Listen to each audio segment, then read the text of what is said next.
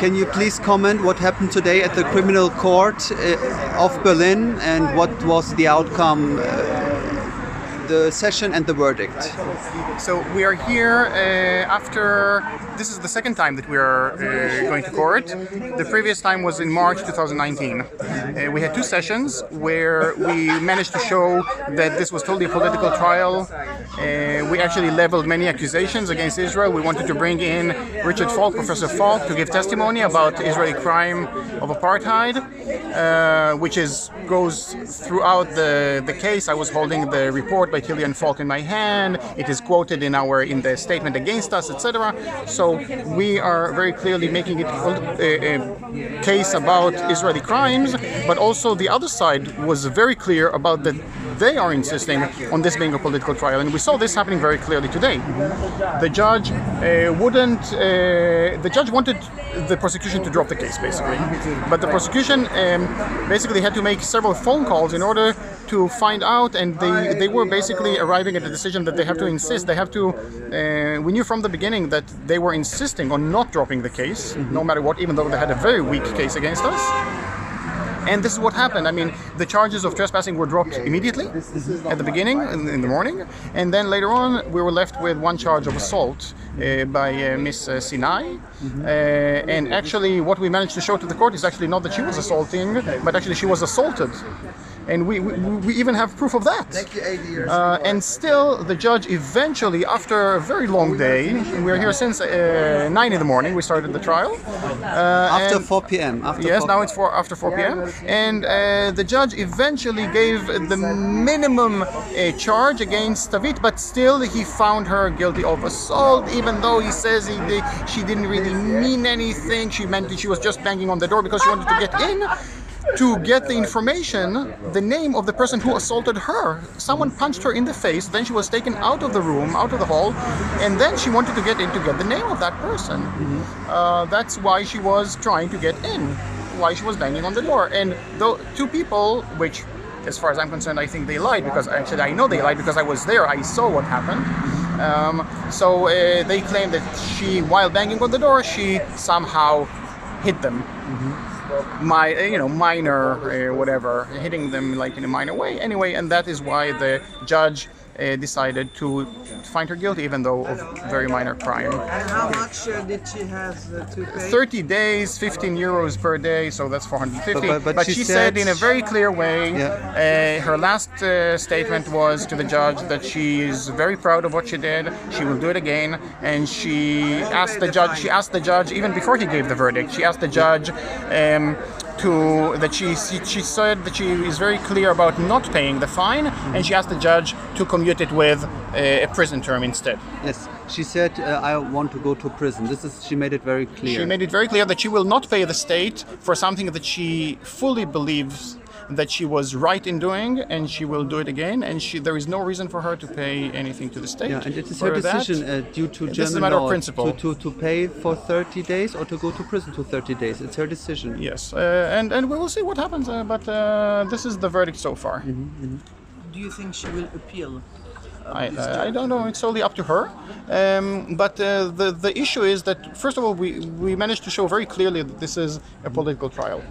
First of all, obviously, it was political in the sense that we were talking about Israeli crime of apartheid, which is a legal issue, but it's also a political issue. But also the other side, the prosecution, was clear all along that this is a political trial that they are not willing to give up on. Even though the judge gave more than a hint to the prosecution that he suggests that they should drop the case.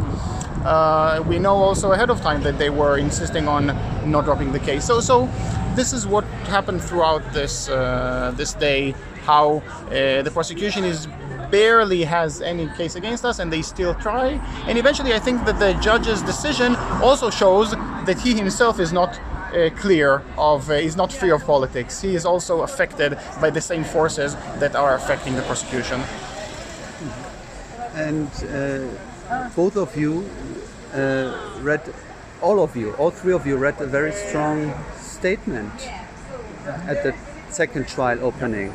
And you will publish it on medium.com later that day? Everyone is invited to go to medium.com/Humboldt3 and they will find articles and obviously our court statements, both the old ones and the new ones. I repeated the same one, but Stavit gave a new court statement today, and this will all be published. Mejit also gave a slightly new statement. Yes. So we will publish everything that we have very soon.